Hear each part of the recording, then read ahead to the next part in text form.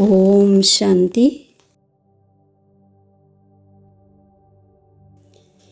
തൻ്റെ അനാദി ആദി സ്വരൂപത്തിൻ്റെ സ്മൃതിയിലൂടെ സ്വയം നിർബന്ധനരാകുകയും മറ്റുള്ളവരെ നിർബന്ധനരാക്കുകയും ചെയ്യുന്ന മർജീവ ആയി ഭവിക്കട്ടെ.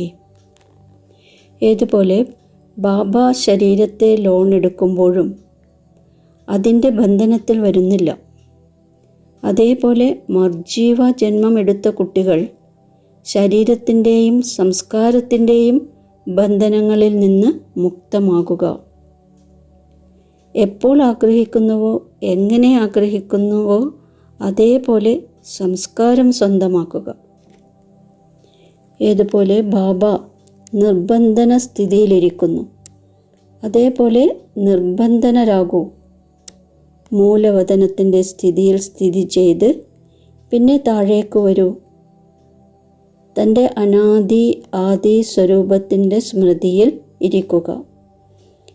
ഞാൻ അവതരിച്ച ആത്മാ എന്ന് മനസ്സിലാക്കി കർമ്മം ചെയ്യുക. എങ്കിൽ കൂടുതൽ ആത്മാക്കൾ താങ്കളെ ഫോളോ ചെയ്യും.